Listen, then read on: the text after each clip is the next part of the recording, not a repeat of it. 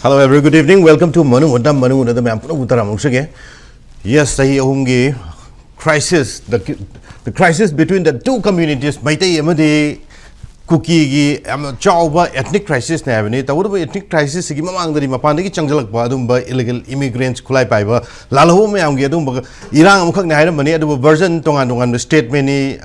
synthetic Laki was the Hazikna ethnic classes. Aduna, Chahi Ani Mapung Paga, Mutunda, Manipurgi, Tundu Laita, political crisis, high things in a Kogi Hana Palambalangakna, Iran, Mungam, the Iran, same as control to Mungam, the Havi Wahuda, military rule, Manipur, president rule, Lakivane, Haukipa 2024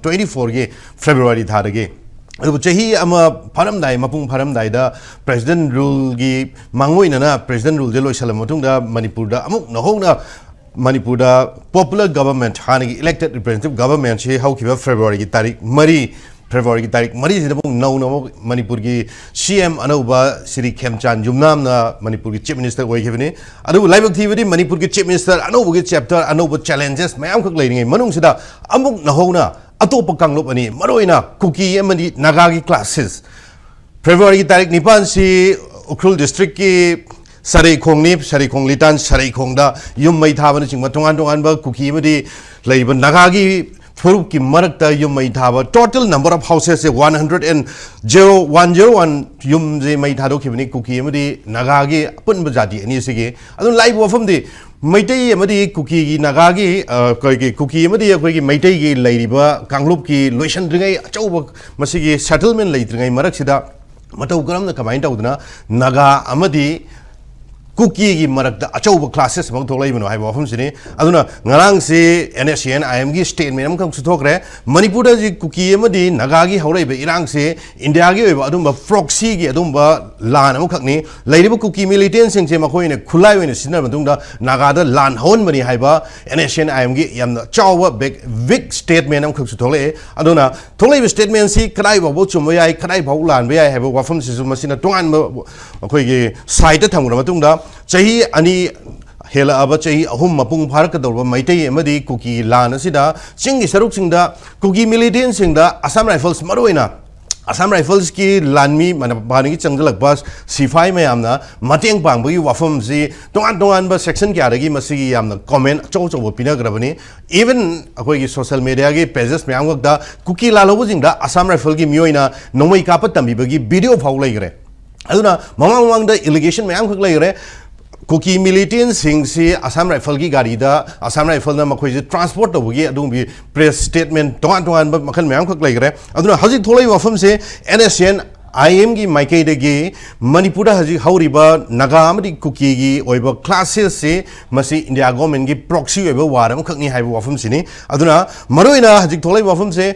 haji Kuki amadi maitai amadi haji Kuki amadi Naga hairiba Kanglup ahum sigi Hazik cycle the moina Hazik Tauriba Lance, Masiki fuel Tauriba Canano, Masiki Horfam Zicarino, Tasena Haribo community, Ahum Zigi, Manung the Labor Pragazing say, Kanglup, Ahum say, Hazikanava Pamba, Aduma, Kanglup Kaguebra,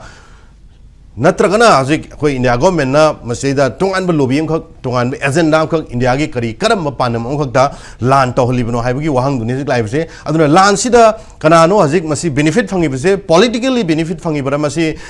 Tongan angle the political benefit so now we'll have who is fueling Naga Kuki tension. So I welcome my one former president JDUC Manipur.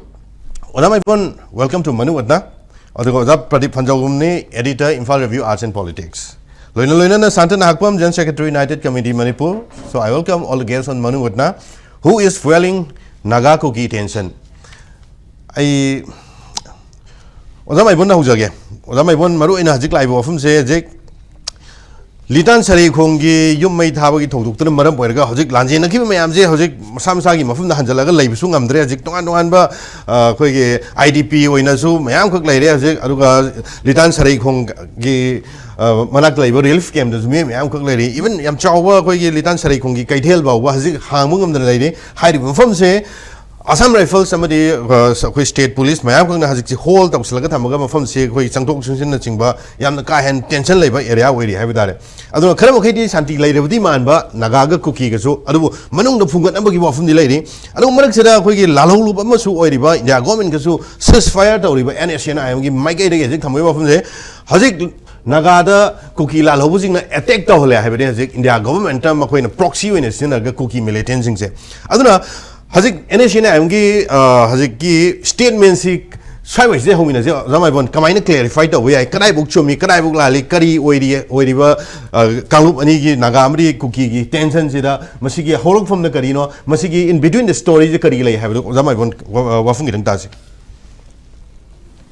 masi gi inteki koi university da koi na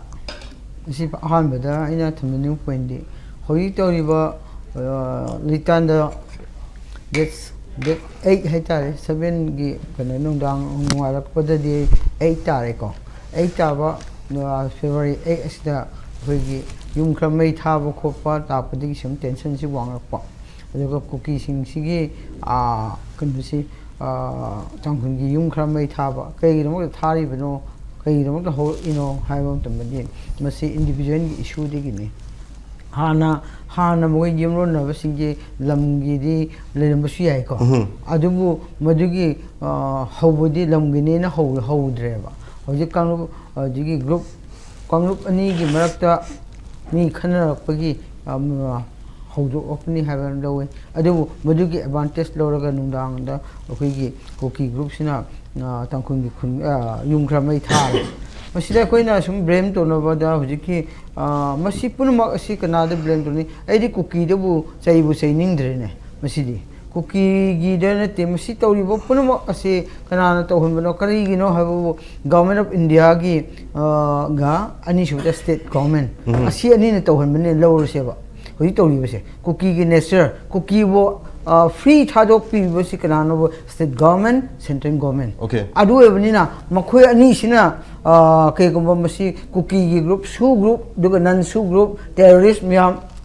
changsilakli ba foreign gi da terrorist changsilaba punama asibu free on thari bisi state government amasung central government ne ba ko masi ani sina free on thari paudi high ba nature sim chathaki gi ne ba okay state government natraga central government oza abon oza mai bon free oina thabagi maram je sigi madugi hidden de na hairak ya bodo aduma aina haisi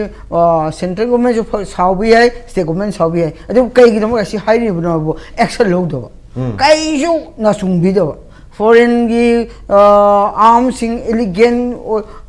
gano sing che terrorist myam se sangsilaga toning bada state government gi India Manipur ri basi India citizen amane ba ko asi gu mo moina toning mo da khanne hatning bo mo hatpa mai thaning ba thaba asmai to bada central force ne yausim bugumba aduga central force no fa da thadok ba da state force no su central force no towe su bisidi yadi habdu su to do ba same government ani sina thadok ubudegi masi thorok pane na blame to ni Kuki bu natti hari ba terrorist myam se terrorist myam su bu pha da ba to da ba nga kha da ba puma asina tawnu da bigi masi moina terrorist gi di hongna bi ma gi ko kudong sa ba lawraga jairi ba Kuki singsina ji ki meitei du su to silakure aduga tangkhun su to silure aduga na atopa khoi ge iring su to silure asi mo purmak thoi si kana no habda government of Indian amasung state government ne ai di mansile he ba ko maram di kham yaw da ba kham da ba ji kham da ba aduga pha da ba tawun su haida ba asina tapadi aduga di kamaina koi Manipur gi sasun kamai tori no India gi kamai sasun tori bano haidi ba punma asigi yemba mutamde hoi GPR na haidi ba jo ambaram di moju khangni tori punma asikana tobun si moi khangda bana ti khangne ba ko khangaga group amakakpu nungmai pai ba khakbu support to ba manba support hung to ropa manba habdi mukhoi lei na free the movement to hanba free the chat hanba free the to ga nungmai ka hanba moi mama na fo kap den lei rabani na adu di moi support to wa 하이브 indirectly support over adum bune hojiki GPRN na kanna hojiki irrigation government of India da irrigation piri se masi piri basidi ekoi prajan chu moi GPRN khak nati koi prajan chu urga mit urga civil koi icham cham mi na pho urabane ba ajuna hoji hari ba marak sida asam le phan gi dress se chilaga asam le phan na chatmin nari ha pho sum miyam na fa su urabane fa su farabane gari manung ni chu sing tharabane asigum punamak asina takpadi ekhoi leiribo parja manipur da leiribo parja sing aduga manipur da leiribo parja sing se khoi india gi citizen marak ta phaw moina kang kanugi खाइदोगा अदुग मखोइगी मियिंग से तोंगान तोंगान येंगनागा सुम खोइगी मरोइना खोइ मैतै गुम्बा अदुगा मणिपुरगी नागा गुम्बा indigenous group सिबु सुम मोइगी पुलिसी मखा मदा तौरिबो गुम्बसे मसिदी खोइ तौहनिंगदे अजुना मसि पुनम असे खोइ येंगमो मतमदा जि खोइना cookie हाबवानी cookie बु सिनैसि कनानो Kura aku mesin tadi aku ni yang si aku infan mana Manipur Valley dah aduga tawa mi hapa oisnu huram oisu pha phui adubu his wang tadi kanana tori geva aku Manipur gi administration chatna libraba law and order chatna libraba India government gi law phok chat tingai adubu Manipur state na kamani implement to ngam dui na India government na India constitution da piriba koi state da piriba power law and order maintain to no ba piriba punamak se fail never singda for his wa ma zama ibn hajik phong na ure ajo phong na ure yare simasu yare se hajik se hajik Kuki militant singda Assam Rifles central government na state government na hajik se fully support awre have to yare se then hajik tumina laibagi maram je kaino nagagi CSO sing adugo nagagi laiba even hajik nation I am not thok statement why still they are on silent kari maram gina magda Kuki militants na traga India government ki matak na traga Manipur state government na any kind of agitations na traga any kholaw adu batai de kam haije ge ba hajik laiba se hajik moina ure अरे वो जिसकी lady वो issue सिदा कोई नागागी वो जी तंग तान तोरे तंगखुन का कुकी तोरे हायरे में हमना को तंगखुन नागागा तोरे हायरे जो वो हायरी वो कम्युनिटी सिंगला तो वो जी मक्ति लानमक नते बको लानमक नते बनी ना अदु वो हायरी वो लेडी वो जिसकी लेतान थोड़ी से कंगुप अनी खब की क्राइसिस इशू थोड़ी वो इशू से लनाई ने वो लाना इथोक बेगी चाउथोरबा मोइगी मसेन मै थंगनबा सिंगसि मै थानारपनेबा असिगुम इशूसिदा अखोय कम्युनल लाइन दे हेक यंगलागा हेक अटैक तोबसु चुमदबा अदुनने हजि सीएसओ सिंगका यंगिसे अदुना हंदे अखोय काथोगी प्रेसिडेंट अखोय जेट मसुंगमिदो जेट मसुंगमिना हागिबदे मरोइना अखोय तांखुल नागालोंग असेंबली की मतुंगिना लिदाना थोखिबा थौदोक्सि मसिं ngakpibo ngamoi aduga yasinaba tawloi haibigi wafum bang thongni lei aduna mohoi gi hiji haidiba thoniba ani gi mark ne ba ko tangkhun ga kuki mark ne ba adu ho naga ga din natri ba aduna maju mohoi ani mark ta ji lam ge se nabal sule mi ya adu individual fan nuai tan do sule mi ya adu kuki na mai tharu gi lale hoji gi shudi gi mohoi na kuki ne sangsila ka tharu gi lale aduga madu thaba chapada asam fan gi army singi leina adu than bisu chumde na lawi aduna akoi ahan ba laung sida thamjaning bodi hairi bo punama asidi ai de blame chi kuki gi de singda in blame pining de state government ga central government pining aduga kai gi sigumba free da arm yauraga free movement oraga low kai low leite lawless state amagumna uhali bi kana no government of India amasung state government ne na ahan raung sai thamjing Okay, I Santa Mulak. Santa Marina, Manipurgi, historically, Mutamda, Manipurgi, Manipurgi politics, Manipurgi, Manipur Chingamadi, Valley, Kaitopugi, and historically, Masi, and Sheng Urga later, Hidareko. Aduna, Hajik Nagamadi, Kuki, 10 cents, Masi lane dispute co. Masi lane Ishugi Shaiway area, Oider and Traga, Masi Manung, the Pumale, Viram, Polpogi, Adugi Wafum Oider. Santa, Hajik Nahona Mok, Narang Handagi, Nan Loy Gravatarik Nipani Karamaki, named Dagger, Indagger, and Latin Benedu, 10 cents, Amokazu, Nauna, Horopugi, Wafum Lies. Very much. You walk on the Digo. Come on, like Gana. Government of Indiana. A Kuki Manipur, ꯌꯦꯡꯉꯕ ꯃꯤꯠꯌꯦꯡꯁꯦ ꯑꯩꯈꯣꯏꯒꯤ ꯈꯟꯅꯕ ꯆꯩꯅꯕ ꯑꯗꯒꯤ ꯀꯩꯅꯣ ꯇꯧꯔꯤꯈꯩ ꯑꯩꯈꯣꯏꯗ government of ꯏꯟꯗꯤꯌꯥꯗ ꯀꯩ ꯍꯥꯏꯅꯤꯀꯣ ꯀꯥꯟꯅꯕ ꯍꯥꯏꯇꯥꯔꯦ ꯑꯩꯈꯣꯏꯒꯤ ꯂꯝꯁꯦ ꯗꯤꯚꯤꯖꯤꯞ ꯅꯦꯆꯔ ꯑꯃꯗ ꯄꯨꯔꯛꯑꯒ ꯑꯩꯈꯣꯏꯒꯤ ꯔꯨꯜ ꯇꯧꯕꯗ ꯌꯥꯝ ꯂꯥꯏꯕ ꯍꯥꯏꯇꯥꯔꯦꯀꯣ ꯁꯝꯅ ꯍꯥꯏꯔꯕꯗ ꯑꯦꯛꯖꯥꯝꯄꯜ ꯑꯃ ꯍꯥꯏꯖꯒꯦꯕꯀꯣ ꯍꯧꯖꯤꯛ ꯍꯥꯟꯅ ꯃꯃꯥꯡꯗ ꯅꯥꯒꯥ ꯀꯨꯀꯤ ꯀꯣꯟꯐ꯭ꯂꯤꯛ ꯊꯣꯛꯑꯦ ꯑꯩꯈꯣꯏ ꯁꯝꯍꯥꯎ ꯑꯩꯈꯣꯏ ꯁꯝꯗꯥꯏꯅꯔꯦ ꯑꯗꯨꯒꯤ ꯃꯇꯨꯡꯗ ꯑꯃꯨꯛ ꯄꯥꯏꯇꯦꯒ ꯀꯩꯅꯣꯒ ꯀꯣꯟꯐ꯭ꯂꯤꯛ ꯊꯣꯛꯑꯦ ꯀꯩꯅꯣ ꯀꯨꯀꯤ ꯄꯥꯏꯇꯦ ꯑꯃꯨꯛ ꯇꯧꯔꯦ ꯑꯗꯨꯁꯨ ꯑꯩꯈꯣꯏ ꯁꯝꯗꯥꯏꯅꯔꯦ ꯍꯧꯖꯤꯛꯇꯤ ꯁꯨꯝ ꯕ꯭ꯂꯣꯛ ꯕꯥꯏ ꯕ꯭ꯂꯣꯛ ꯁꯨꯝ ꯈꯟꯅꯔꯛꯄꯗ ꯍꯧꯖꯤꯛ ꯃꯅꯤꯄꯨꯔꯁꯦ ꯗꯤꯚꯤꯖꯟ 2 ꯊꯣꯛꯅ ꯂꯩꯔꯦ 3 ꯊꯣꯛꯅ ꯂꯩꯔꯦ ꯍꯧꯖꯤꯛ ꯃꯩꯇꯩꯅꯦ ꯀꯨꯀꯤꯅꯦ ꯅꯥꯒꯥꯅꯦ ꯍꯥꯏꯕꯁꯤ ꯌꯥꯝ ꯀ꯭ꯂꯤꯌꯥꯔ ꯑꯣꯏꯔꯦ ꯍꯧꯖꯤꯛ ꯌꯥꯝ ꯊꯤꯅ ꯀ꯭ꯂꯤꯌꯥꯔ ꯑꯣꯏꯔꯦ ꯍꯥꯏꯕꯗꯤ ꯀꯩꯅꯣ ꯀꯥꯟꯗ ꯍꯟꯗꯛꯀꯤ ꯒꯚꯔꯟꯃꯦꯟꯠꯁꯤ ꯂꯥꯛꯄ ꯃꯇꯝꯗ ꯗꯤꯄꯨꯇꯤ ꯁꯤ ꯑꯦꯝ 2 ꯂꯥꯛꯑꯦ ꯆꯤꯐ ꯃꯤꯅꯤꯁꯇꯔ ꯑꯃ ꯂꯥꯛꯑꯦ ꯍꯧꯖꯤꯛ ꯑꯩꯈꯣꯏꯒꯤ ꯁꯝꯅ ꯍꯥꯏꯔꯕꯗ ꯑꯩꯈꯣꯏ CSO ꯃꯔꯛꯇꯁꯨ ꯉꯥꯏꯀꯣ ꯑꯩꯈꯣꯏꯅ ꯀꯩꯒꯨꯝꯕ ꯑꯦꯖꯤꯇꯦꯁꯟ ꯑꯃ ꯇꯧꯔꯝꯗꯥꯏꯗ ꯍꯟꯗꯛꯀꯤ ꯑꯦꯖꯤꯇꯦꯁꯟꯁꯤꯅ ꯁꯥꯟꯇꯅ ꯀꯟꯚꯦꯅꯔ ꯑꯣꯏꯍꯜꯂꯁꯤ ꯊꯥ ꯑꯃ ꯆꯍꯤ ꯑꯃ ꯑꯣꯏꯍꯜꯂꯁꯤ ꯃꯊꯪ ꯆꯍꯤꯗꯤ ꯄ꯭ꯔꯦꯝꯅ ꯑꯃꯨꯛ ꯑꯣꯏꯍꯜꯂꯁꯤ ꯀꯥꯏꯅ ꯑꯩꯈꯣ ꯔꯣꯇꯦꯁꯟ ꯑꯗꯨꯝ ꯆꯠꯅꯩꯌꯦꯕ ꯀꯩꯅꯣ ꯍꯥꯏꯔꯗꯤ ꯄꯋꯥꯔꯁꯦ ꯑꯃꯈꯛꯇꯪ ꯂꯩꯕ ꯌꯥꯗꯕꯅꯤꯅꯀꯣ ꯑꯗꯨꯃꯥꯏꯅ ꯔꯣꯇꯦꯁꯟ ꯆꯠꯅꯩꯌꯦꯕ ꯍꯧꯖꯤꯛꯇꯤ ꯀꯃꯥꯏꯅ ꯇꯧꯒꯦ ꯀꯥꯟꯗ ꯃꯊꯪꯒꯤ 2027ꯒꯤ ꯏꯂꯦꯛꯁꯟ ꯂꯣꯏꯔꯛꯄꯁꯦ ꯁꯤꯗꯒꯤꯗꯗꯤ ꯏꯚꯟ ꯁꯦꯟꯁꯁꯁꯨ ꯂꯩꯕꯅꯤꯅ ꯁꯤꯗꯗꯤ ꯉꯁꯥꯏꯒꯤ ꯒꯚꯔꯟꯃꯦꯟꯠꯁꯤ ꯀꯩꯅꯣ ꯇꯧꯕ ꯀꯥꯟꯗ ꯃꯊꯪꯒꯤ ꯒꯚꯔꯟꯃꯦꯟꯠ ꯂꯥꯛꯄ ꯃꯇꯝꯗ ꯑꯩꯈꯣꯏꯅ ꯃꯃꯥꯡꯗ ꯅꯣꯏꯅ ꯗꯤꯄꯨꯇꯤ CM ꯑꯣꯏꯈ꯭ꯔꯕꯅꯤꯅ ꯑꯩꯈꯣꯏꯅ CM ꯑꯣꯏꯔꯒꯦ ꯅꯠꯇ꯭ꯔꯒ ꯅꯪꯅ ꯃꯃꯥꯡ CM ꯑꯣꯏꯈ꯭ꯔꯕꯅꯤ나 ꯑꯩꯈꯣꯏ ꯑꯃꯨꯛ CM ꯑꯣꯏꯔꯒꯦ ꯍꯥꯏꯕꯒꯤ ꯄꯣꯂꯤꯇꯤꯀꯦꯜ ꯅꯦꯒꯣꯁꯤꯌꯦꯁꯟ ꯂꯣꯝꯗ ꯂꯥꯛꯀꯗꯧ ꯃꯥꯜꯂꯦꯕ ꯑꯗꯨꯒꯤ ꯀꯟꯗꯤꯁꯟꯗ ꯀꯩꯒꯨꯝꯕ ꯂꯥꯛꯄ ꯇꯥꯔꯒꯗꯤ ꯄꯥꯔꯇꯤ ꯑꯍꯨꯝꯃꯛꯁꯦ ꯂꯝꯒꯤ ꯑꯣꯏꯕ ꯆꯌꯦꯠꯅꯕꯁꯦ ꯍꯧꯖꯤꯛ ꯁꯦꯟꯁꯁ ꯇꯧꯗ꯭ꯔꯤꯉꯩꯗꯀꯣ ꯂꯝꯒꯤ ꯑꯣꯏꯕ ꯆꯌꯦꯠꯅꯕꯁꯤ ꯁꯦꯟꯁꯁꯁꯨ ꯍꯧꯖꯤꯛ 2027ꯗ ꯗ꯭ꯌꯨ ꯂꯩꯔꯤꯕ ꯁꯦꯟꯁꯁꯁꯦ ꯑꯍꯥꯟꯕꯒꯤ ꯐꯥꯔꯁ ꯐꯦꯖꯇ ꯇꯧꯗꯣꯏꯕ ꯁꯦꯟꯁꯁꯁꯤ मागी ngसाइगी युम मसिंग थीबगे सेंसस से सिदै अहान बजे युम नेब थीदोइसे अनीसुबदा मी कोक थीदोइनेबा हेमलेट का विलेज का थीदोइनी हाबदि मचेत मचे तार लेबा खुन मैम का विलेज का फ्रीज तौग्रबा 2025 की डिसेंबर बाउनेबा मान थीदोइसे को अदुगी 2011 दगिना डिसेंबर बाउकी मार की जे थीगदोइनी असिगी थीबा मतमदा खुनजिंगजे कना ताई कायदा कना ताई हाबजे मसिगी तकतोक तकसिन तौबगी पोट अमदि दरकार ओइबनेबा याम सेंगना हाबदा को मी अनि खनबई वाहु नतबा ngसाइगी से लितान हाइरो स्वाइ जगह कना ताई कई ताई थीद्री न होजिको थीबा मतमदि मदु verify तौगदोइनेबको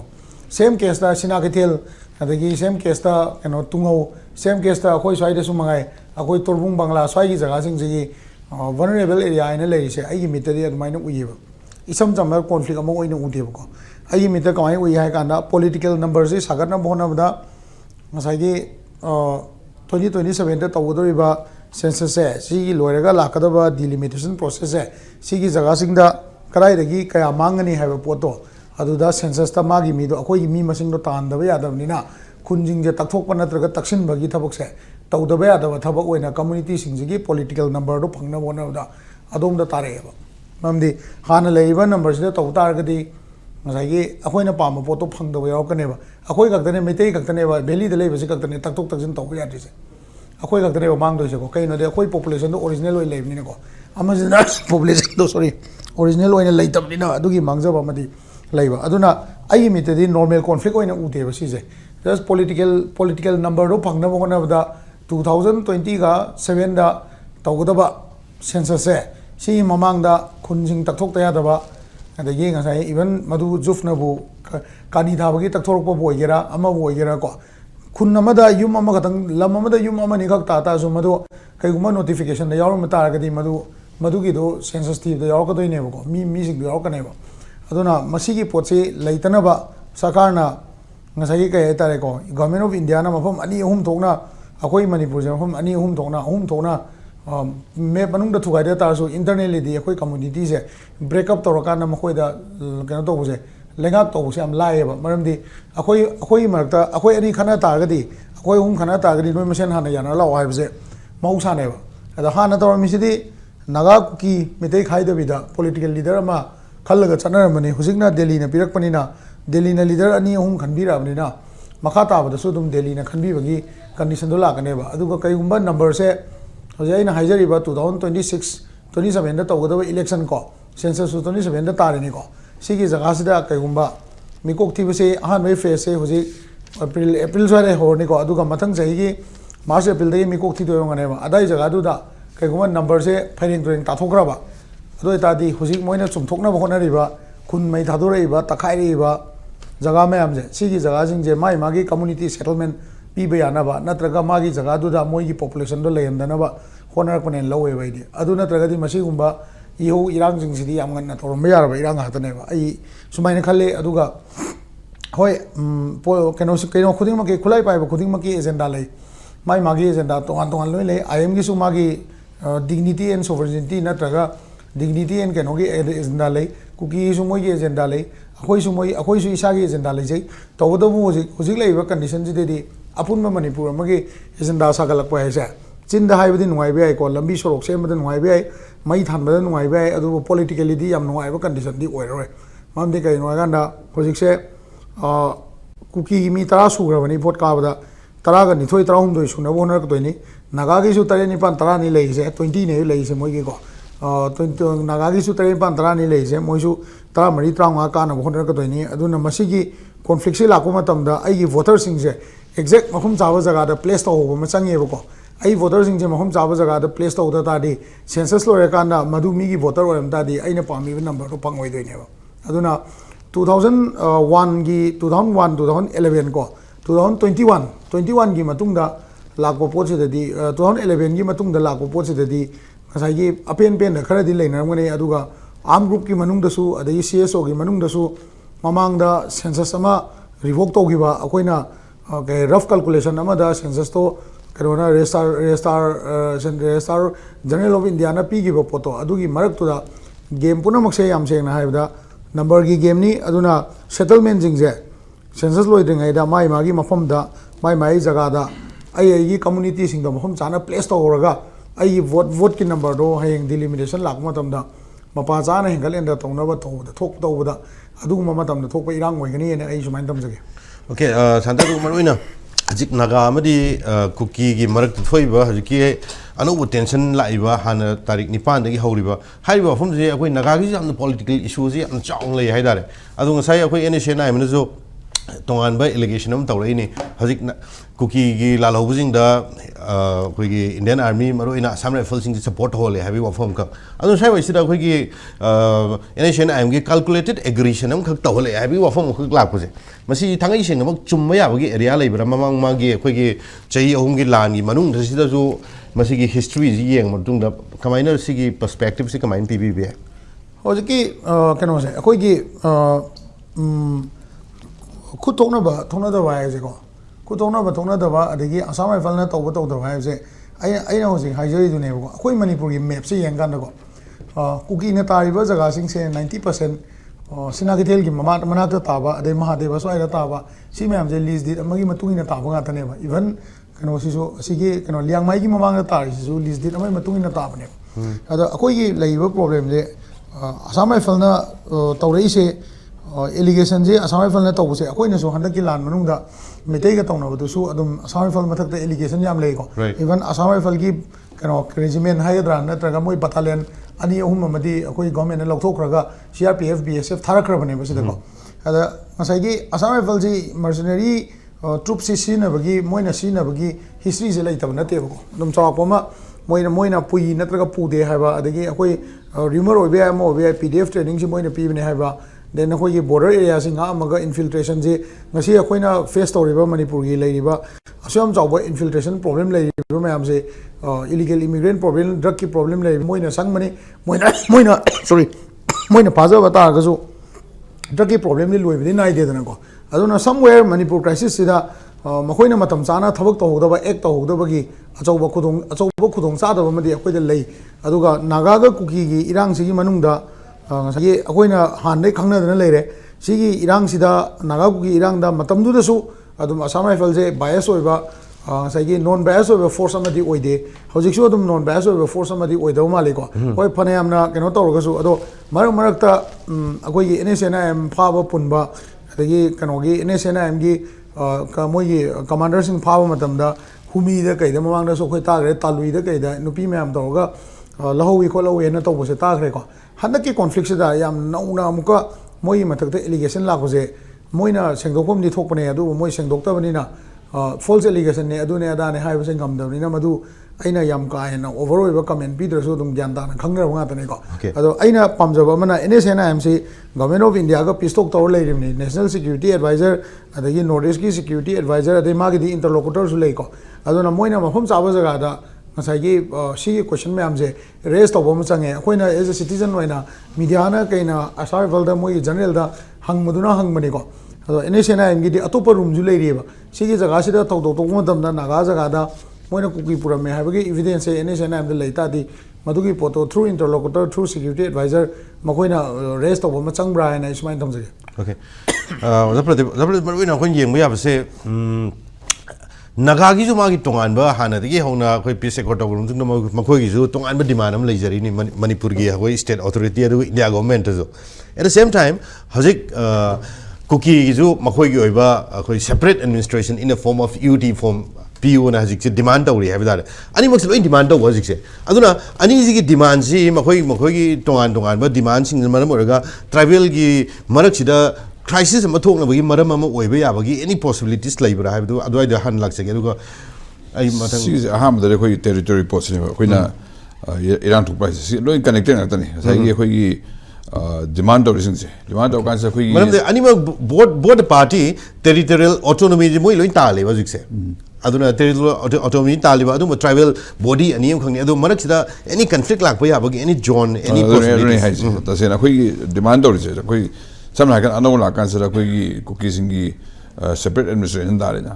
separate administration non territorial ri khana roi ba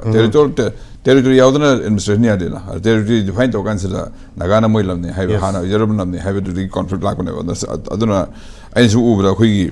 conflict chaun thor ke ha ke mara sigi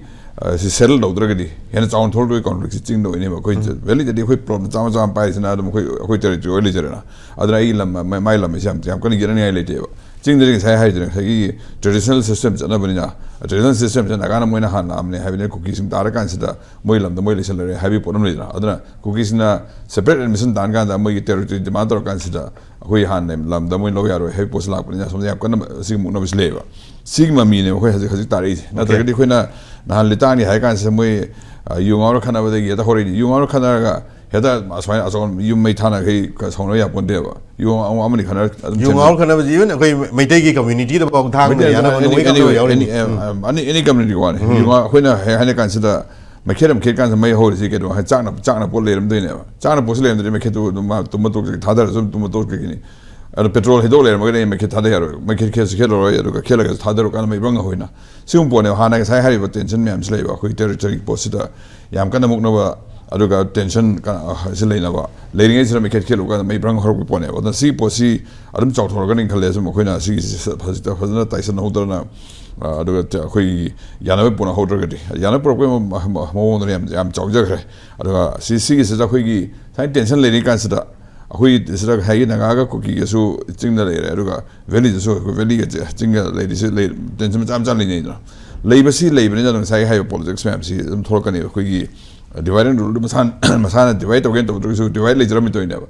divide mi sungal khana da kam divide to sunga yaro ba matuna ya nung sina le divide to ge hejra sunga yaro ba ada khoi sir manung tension le bidra adu opportunity da sina pe posi politics se hono bin se da khoi politics moi gi gonna say realism gan le realism se power games ready power se mai sana ge har sina kan se si posi khoina jumi la le ga so khoi na moralistic judgment to kan se da kaim kana re ai adu chumi to hoi hai ko si kana re ai di power so som injal di aina khutha so ina ngamani kai power game realism gi politics da ati dei mo gi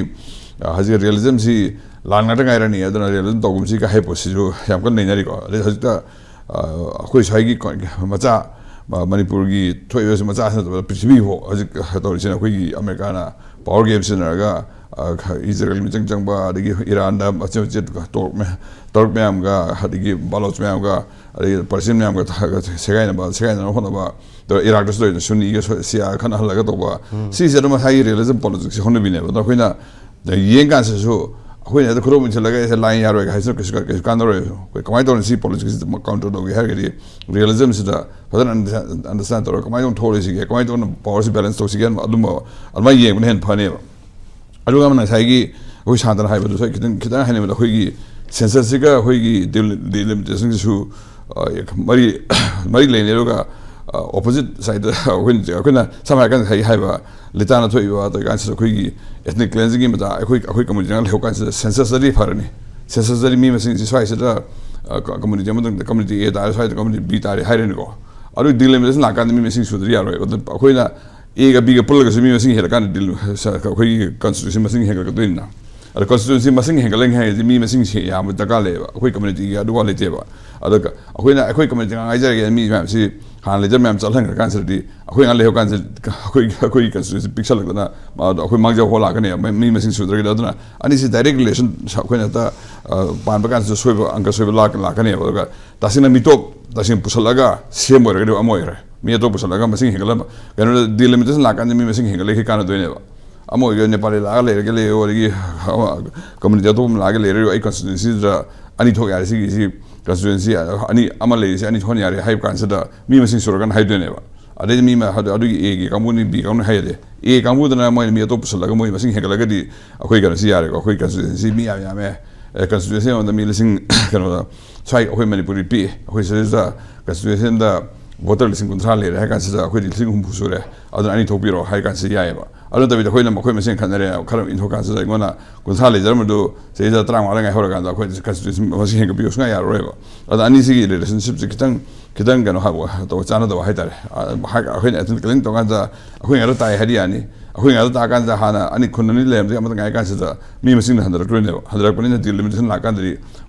constituency demanga with a she put them labor, not quite see, I think clear in the bottom send of go on, because I have a 12 Manipur, which is 20 Liberty upon a who is among the settled of Podium Lab Hider. We especially who land Matan Settle, opportunity Matansu, which Chingatamga development man take a high. See so quick comparison to consider so the work comparison. I have a kind of census dealing with the head Mani Malaga and other Posiori Hato. My daughter, which Chingatam to consider comparison. See Hoigi Chingi, Townamga, Impal Capital, Impal City Capital, Capital, Razon Lagani, Secretary Lagan, Masan, objectively. Aduka missing Cam Light, Hoigi, Hoigi, Hoigi Magi, Haita, purchase power, Hagan Saki, Ying Sevado, comparison to Hina, Chingi Kunonga, Chingia Tamino has Kakala Tabakuna, Chingia Medikunonga, Yangan, Kishan, Canada, Canada, Kennedy Hagan, land give value can land Tamata would be Behazili and my Lamazim, but not Mazimi Togani. Sing the report of land revenue post another Maggie land liquidity Canada, Maggie prosperity level, the Maggie agriculture, Canada. I might on a quick comparison to consider Chingi district, I'm going in compared to Yaro. Some Kohimaga in a peck compared to Yaponte. My daughter Ukulga in Palka compared to no, in Ukulka Towalka compared to Seva. I think I'm Kennedy and Seva, another Chutan Burger, Bishnupurga compared to Seva. They have got Kennedy, according to consider false parameter metal possession. You have to town Kenoman, Bismanba. Not regular Kenosley, the investment is who has the which he going but the talk consider budget is 70% with the Higi. We revenue expenditure, high non-plan expenditure has we told of people loan ticket gumba. So much the labor development works for Oxemini come to consider central planning at Lang, central give fund we state going on later Pishasi, the high minor revenue expenditure, consider capital expenditure, we plan expenditure, Pishasiam later. Other Hunter we says the flood talk and the flood talk consider in Palaflam on to to consider IFC Department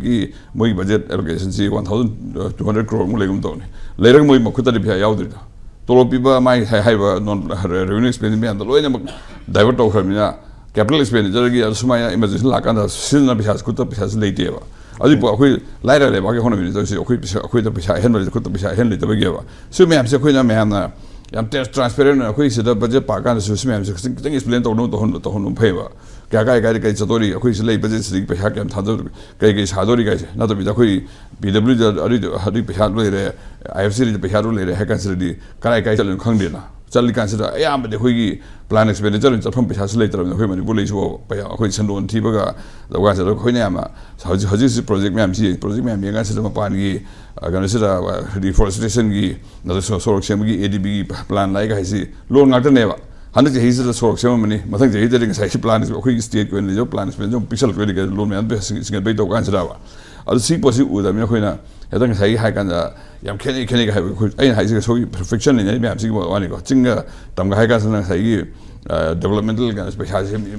ꯚꯦꯂꯤꯁꯦ ꯂꯣꯏꯅ ꯆꯠꯂꯦ ꯍꯥꯏ ꯀꯥꯟꯁꯤꯗ ꯏꯝꯐꯥꯜꯗ ꯈꯤꯇꯪ ꯆꯥꯎꯕꯗ ꯃꯁꯥꯅ ꯆꯥꯎꯐꯝ ꯊꯣꯛꯑꯦ ꯑꯗꯨꯒ ꯑꯇꯩꯗꯗꯤ ꯑꯗꯨꯝ ꯌꯥꯝ ꯀꯟꯅ ꯈꯦꯠꯅꯕ ꯅꯠꯇꯦ ꯍꯥꯏꯁꯤꯅꯦꯕ ꯇꯧꯕꯕꯨ ꯇꯝꯁꯤꯗꯅ ꯃꯣꯏꯒꯤ ꯀꯩꯅꯣꯁꯦ ꯑꯩꯈꯣꯏꯒꯤ ꯃꯁꯥꯒꯤ ꯑꯣꯏꯅ ꯈꯤꯇꯪ ꯑꯦꯗꯚꯥꯟꯇꯦꯖ ꯈꯔ ꯂꯩꯕ ꯍꯥꯏꯇꯥꯔꯦ ꯁꯣꯔꯣꯛ ꯑꯃ ꯁꯦꯝꯕ ꯀꯥꯟꯗ ꯑꯗꯨ ꯀꯨꯏꯅ ꯆꯠꯄ ꯁꯦꯝꯕ ꯋꯥꯗꯣ ꯑꯗꯨꯒ ꯆꯤꯡꯗꯅ ꯍꯦꯟꯅ ꯁꯦꯝꯕꯗꯁꯨ ꯋꯥꯕ ꯆꯤꯡ ꯀꯛꯄ ꯈꯣꯠꯄ ꯃꯌꯥꯝ ꯇꯧꯔꯒ ꯑꯃꯅ ꯋꯥꯕ ꯁꯦꯝꯃꯒꯁꯨ ꯀꯨꯏꯅ ꯆꯠꯇꯕ ꯂꯦꯟꯁ꯭ꯂꯥꯏꯠ ꯂꯥꯛꯄ ꯈꯣꯠꯄ ꯑꯗꯣ ꯑꯩꯈꯣꯏꯒꯤ ꯖꯦꯟꯁ ꯀꯣꯠꯅꯩ ꯍꯥꯏ ꯀꯥꯟꯁꯤꯗ ꯑꯩꯈꯣꯏꯒꯤ ꯔꯣꯗ ꯐ꯭ꯔꯤꯛꯁꯟ ꯇꯨ ꯗꯦꯕꯂꯞꯃꯦꯟꯁꯤ ꯆꯤꯡꯗꯅ ꯌꯥꯝ ꯍꯦꯜꯂꯦ ꯑꯗꯨꯅ ꯗꯤꯁꯄꯦꯔꯤꯇꯤ ꯂꯩ ꯑꯗꯨꯒꯤꯅꯤ ꯃꯁꯥꯒꯤ ꯍꯥꯏꯖꯕꯁꯨ ꯂꯩ ꯑꯩ ꯍꯥꯏꯗꯤ ꯃꯣꯇꯤꯚꯦꯇꯦꯠ ꯑꯣꯏꯗꯕꯤꯗ ꯃꯁꯥꯅ ꯑꯗꯨꯝ ꯁꯦ ꯉꯁꯥꯏꯒꯤ ꯂꯥꯏꯅ ꯁꯥꯒꯠꯄ ꯌꯥꯕ ꯃꯐꯝꯗ ꯁꯥꯒꯠꯂꯛꯄ ꯑꯗꯩ ꯁꯥꯒꯠꯂꯁꯨ ꯀꯨꯏꯅ ꯆꯠꯇꯕ ꯁꯥꯒꯠꯄꯁꯨ ꯋꯥꯕ ꯁꯤꯗ ꯈꯤꯇꯪ ꯇꯞꯊꯍꯧꯕ ꯁꯤ ꯑꯗꯨꯝ ꯃꯁꯥꯅ ꯊꯣꯛꯄꯅꯤ ꯑꯗꯣ ꯑꯩꯈꯣꯏ ꯄ꯭ꯂꯥꯟ ꯇꯧ ꯀꯥꯟꯁꯤꯗ खितंग अदुगी इम्बैलेंस ले खंगनी अदुगी खितंग वेटेड इन्वेस्टमेंट तौ याइको अदुन वा मजे खर तौ कान स खै साइड सै पैसा से लेत्रगदि तौ नि देन अदुन मपानी एनईसी चलगा अदु सेम्बियु सोरक सेम कान अदुम सेम्बि तौसिन अदुगा अदु मै पोसि याम चाउन ले हाइ तारुगा ngai थोइ पोसि खै साइगी असाइ फल न तोंग खोजलि हाइ सिजु सि खैना मे ami मोइन तौदि हरगनि तौइ हरगसु मे ami येंग हाइ खै सिदा लेसी माइ realism की politics की realism international relations especially realism में ना मैं हम ले मागी category में ले politics का करी politics है कैसे वो जॉन ने शर्मा है जब है जब ना कोई power balance power से कोई ये ना रिया बनते कोई ना अरु भाई फते का है से चंदा रोय माई power अरु का मागी national security ये गान से मागी national है तर काना है गान ये गान से करी तो यानी ये गान से moral है politics है ये moral मोसे अदना example भी कोई Ukraine da Russian land tai na ye na tholi de khoi Ukraine de khoi sovereign le ba ni akhoi ne to yaw ge yaw ni EU yaw ge yaw ni na tholi de kan da directory do see explain to the higher ne power games di power ma gi power season ga ni moral e mai se ji phang thoi ga higher roi ma mong na sok to ga he da khulai tha ga na he do khoi som su to kan se da Manipur to kan se khoi gi India government tai na re khali kamu sing se da target to kan se da मोइने याबी फारक तौरकनी हैसिद अखोइना हान्डे anticipate तौम थोकने अदुगा तसेना सेसिदा चुमी लाले पोसे high यारो से realism की game नि सी games कमाइ counter तौगे हेना खनबदुन हेना progressive ओइने माइ थमजे इम्पैक्ट टीवी की प्रोग्राम सिंग असि लाइव अमदी रिकॉर्डेड यूट्यूब ता यंगबीगी हाइबा तारगदी यूट्यूब ता हाना चंगबगी महुता जीपे दा हाना चंगबिरो जीपे की सर्च बार दा प्ले स्टोर टाइप तौबिरो मसिदा प्ले स्टोर रिसोर्स कोड असिदा टाइप तौबिरो मसिगी मखादा बाय हाइना ऑप्शन लेगनी मसिदा चंगबिरो अदुगा लुपा यांखैगा मापन टाइप तौबिरो अदुगा ओके तौबिरो टिक अदुदा नंबिरगा पे 59 रुपीस ता नंबिरो अदुगी मथंगदा कंफर्म परचेस नंबिरो अदुगी मतुंगदा जीपे की पासवर्ड हापिरो ओके नंबिरो अदुगा ngaihak ngaibiro play store resource code की मखादा यूज कोड हाइना बटन अमा थोलकनी मसिदा नंबिरो अदुगा अकाउंट कंफर्म सक्सेसफुली रिडीम थोलकलगनी मसिदा जीपे की मथौ लोइरे यूट्यूब ता अमुक लाकपिरो यूट्यूब ता चंगलगा इम्पैक्ट टीवी टाइप तौबिरो इम्पैक्ट टीवी की वीडियो दा नंबगी महुता लोगो दा हाना नंबियु अदुगा जॉइन बटन दा नंबिरो इम्पैक्ट सिल्वर की जॉइन दा अमुक नंबिरो मसिगी मतुंगदा जीपे दा थाखिबा पैसा अदु सिदा थोलकलगनी गूगल पे बैलेंस ₹59 हाइना मखादा सब्सक्राइब बटन अदु नंबिरो अदुगा जीमेल की पासवर्ड अदु मसिदा नंबिरो अदुगा वेरीफाइड नंबिरो मदुगी मतुंगदा यस ऑलवेज नंबिरो अदुगा ओके तौबिरो नो थैंक्स नंबिरो अदुगा इम्पैक्ट टीवी वेलकम मैसेज थोलकलगनी C+ दा नंबिरो मसिदगी इम्पैक्ट टीवी की प्रोग्राम सिंग लाइव अमदी रिकॉर्डेड सिंग अदु मियामना येंबा फंगबिरगनी